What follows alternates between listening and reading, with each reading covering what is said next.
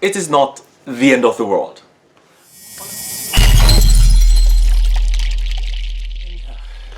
Hola mi gente, it's your boy Roman here again with another video, and this week I'll be sharing my unpopular opinion about the coronavirus. Let's talk about it. Alright, so I am positive that I will be triggering some persons, that I will be getting some heat, I will be coming under some sort of fire for this video and for my opinion, but I just said it, that's my opinion.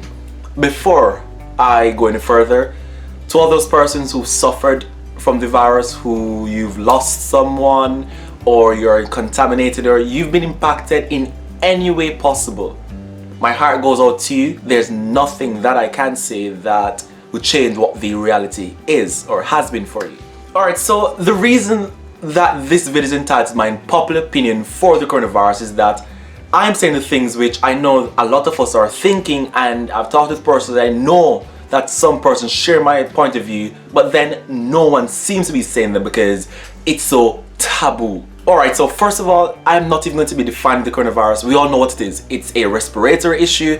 We know that already. Let's move on. Alright, good. Alright, so I have 6 unpopular opinions, principally.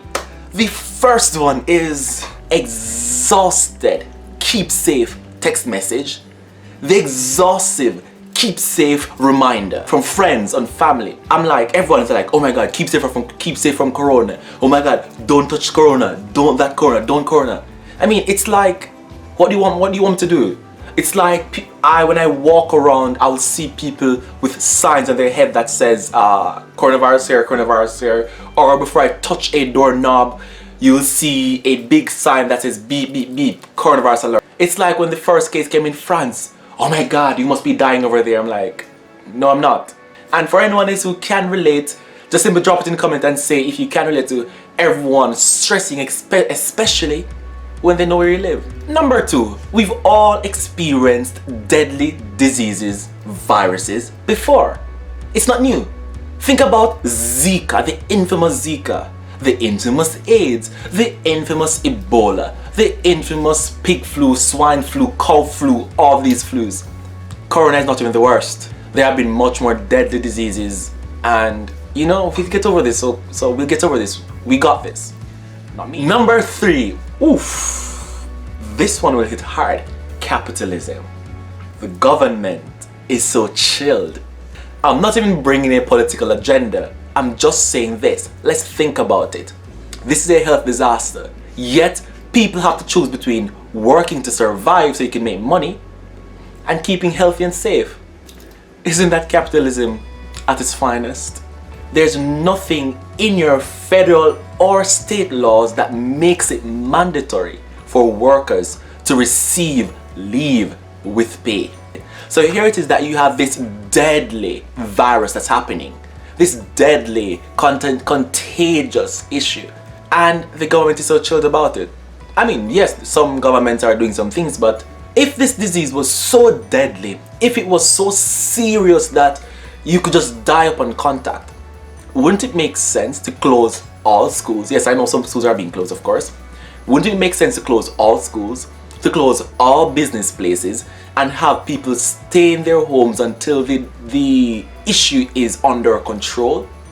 If the issue is that serious, then that's what the government should do. Tell us to stay home, be safe, where our pays won't be affected, where if we don't pay rent, we won't be thrown out.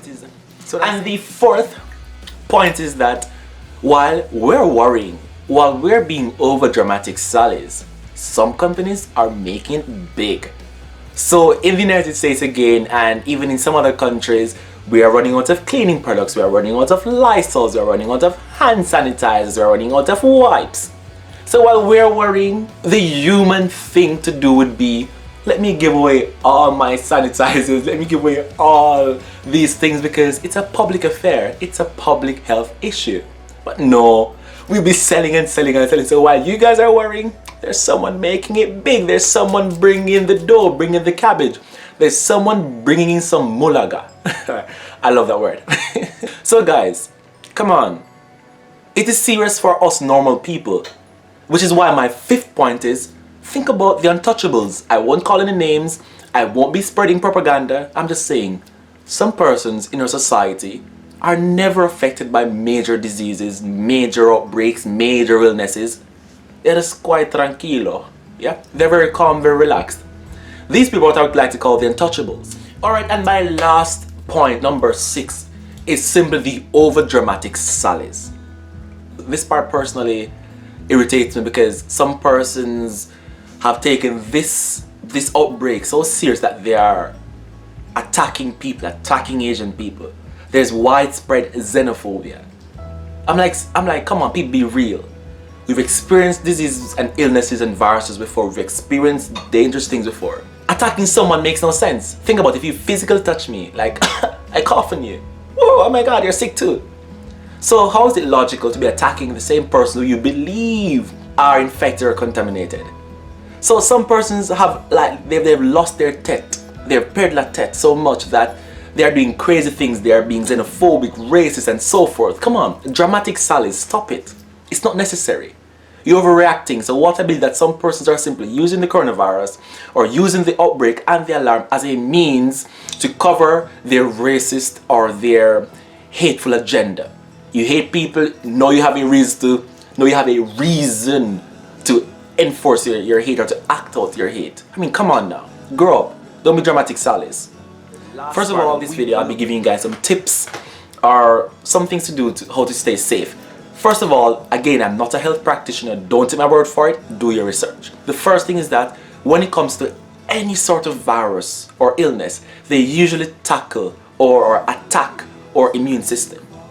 So, like it's common sense.